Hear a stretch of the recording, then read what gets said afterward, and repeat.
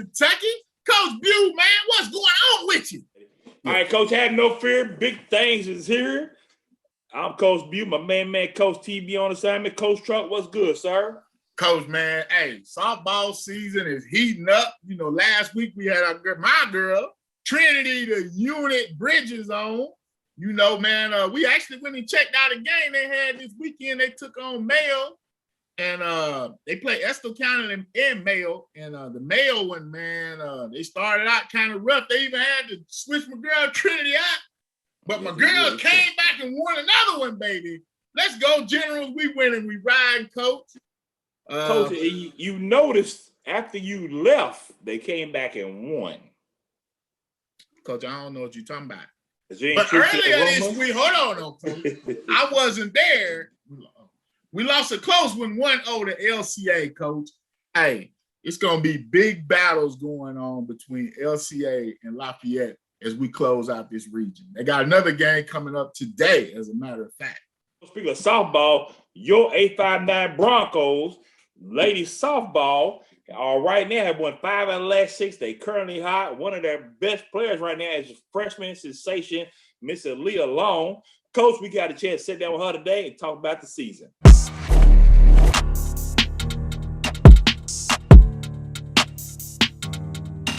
All right, Coach, I have been following this young lady's mom on Instagram and seeing her doing her thing for your 859 Broncos, the Frederick Douglass Broncos. Freshman sensation, Miss Aaliyah Long. Miss Aaliyah, thank you for joining us on Big Things Kentucky. How you doing this evening? I'm doing pretty good. How about you? All right. Now, Miss Aaliyah, you guys have won 5 of your last 6 games. You guys have been red hot. You are leading the team in RBIs. You know, just kind of tell us how you've been doing this season so far. I think I've been doing pretty good. I think in the beginning of the season, I started off a little bit rocky, but I feel like everyone did just have like not playing because of Corona and then getting back into it. But I think as far as now, like the whole team has been doing really good. Now, young lady, you were tearing the ball up. You got another home run last night. Last night's win. You've been a power hitter. You've been turning it up, batting third. You're third on the team in batting average. What do you equate a lot of your success to? I think that it's just because I work. Like, I go to hitting lessons. Like, I go to hitting lessons at 11 o'clock at night on a Tuesday. Wow. And I go to practice every day. And when I don't have practice, I go with my dad to either hit or field or, you know, or even sometimes I go with my friends. So I think that's why I've been doing so good. Now, this is your first year playing varsity. You know, you were on the team last year, but Corona wiped that out. What did you do to sharpen your skills to get ready for this season, having missed last year? After missing last year, I just started working more. I had, I guess you could call it a trainer. And I used to go like at least 3 days a week to go hit and field with a friend from my travel team. And then whenever I wasn't with her, I would be doing stuff with my dad or even like just going to hitting lessons still. Now, what got a young Miss Aaliyah at an early age get into softball? What made you jump into softball? I don't know. My sister started playing first.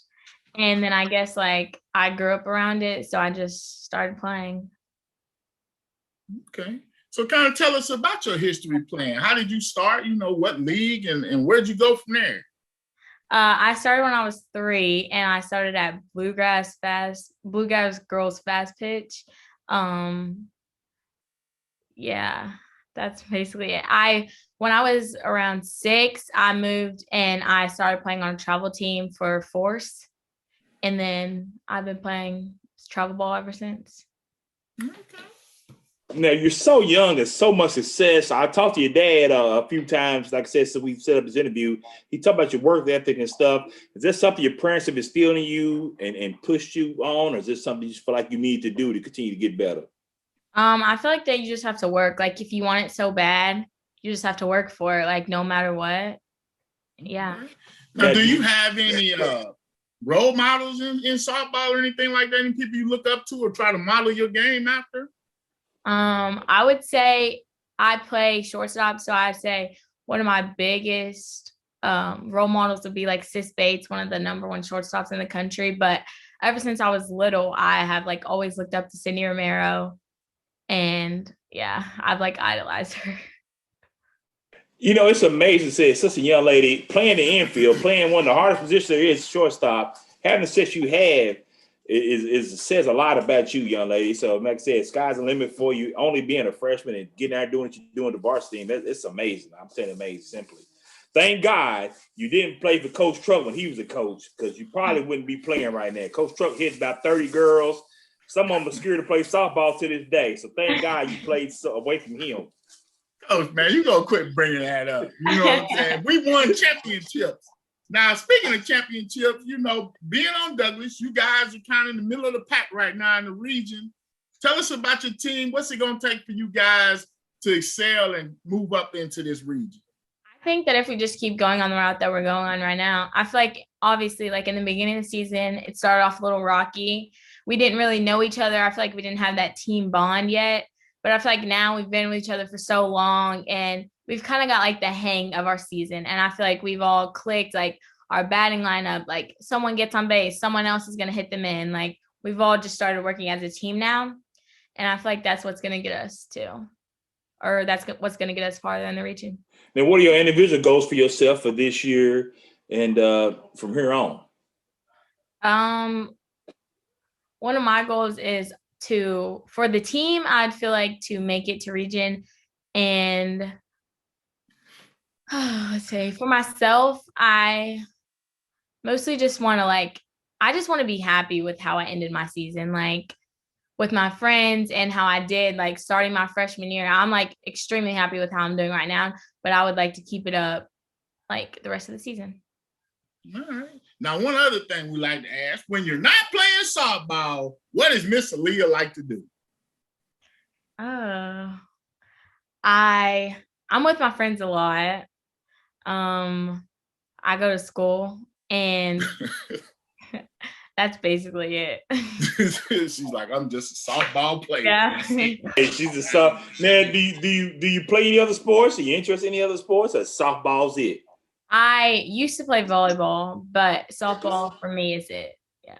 Watch you and several other young ladies have been on the home run trot here recently a lot.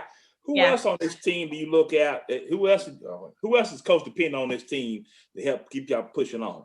I feel like one of the biggest people on the team who help like the entire team is Kasia Parks. She is like one of the best softball players I've ever in my entire life. She's like an amazing person, and I feel like her energy is what keeps our team together. Like keeps us motivated, and like when we're feeling tired one day and we have a game and we're like, oh, you know, we're tired, she like can help us, like, you know, we got this, like, you know, let's just play. So All right. That's good stuff. Well, Aaliyah, I'm telling you what, speaking as a parent, as a coach myself, I love what you're doing. Your parents done a remarkable job. A well-spoken young lady, man, the sky limit. And you don't realize it's probably, and it's no pressure at all, but you're definitely a role model for a lot of young ladies who look just like you who want to play softball. You see LTMS started a program this year, so that's big, getting inner city girls into it. So sky's limit for you, young lady. Good luck to you. thank you. All right. Tell your folks we say hello. Good luck on the rest of the season. Thank you. Yes, ma'am. Good. Coach, man, great interview. You know, as a freshman, she's doing big things, man. You know, she was pulled up as middle schooler, but things didn't work out, so she missed her first year. But she is definitely being a presence in the Frederick Douglass batting order, Coach. All right, Coach, switch gears to baseball. Madison Central is one of the hottest teams going, along with LCA. Coach can't count our Frederick Douglass baseball team as well. They're all pretty good right now. Madison Central's been balling. They got Coach Roos' 500 win this season, and they are led by shortstop Brandon Anderson, top 500 player in the country, and U of L commit. We caught up with him.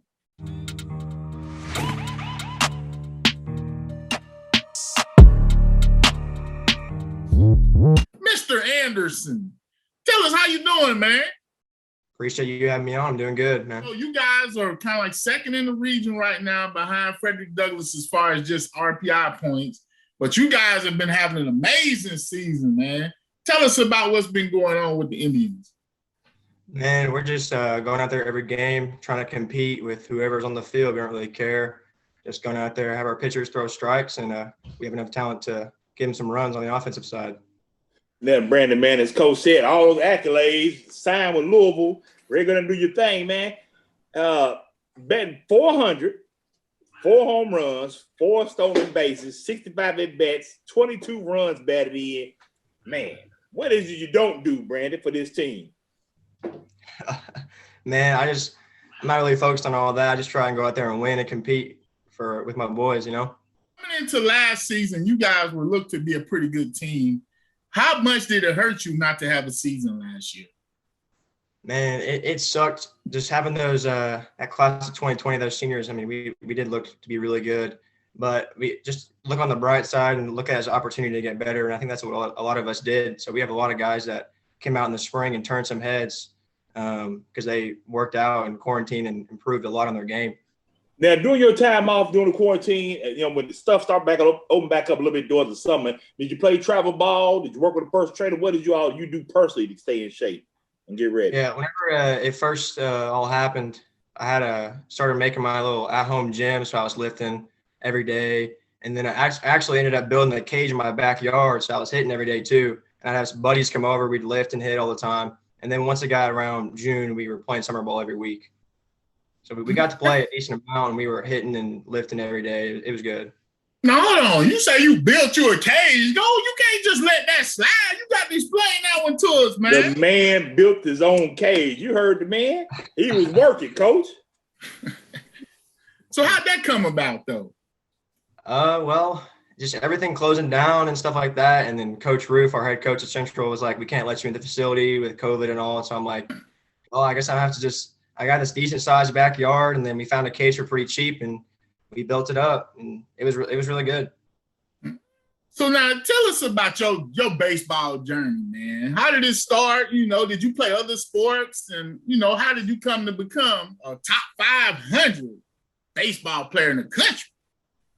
I mean, growing up, it was just baseball was my life day in, day out. I would always want to play wiffle ball in the front of the yard. I always loved playing on the weekends with travel ball. When I was doing it all, I played basketball growing up too. So, I mean, that helped with obviously playing a lot of sports, helped with athleticism and stuff like that.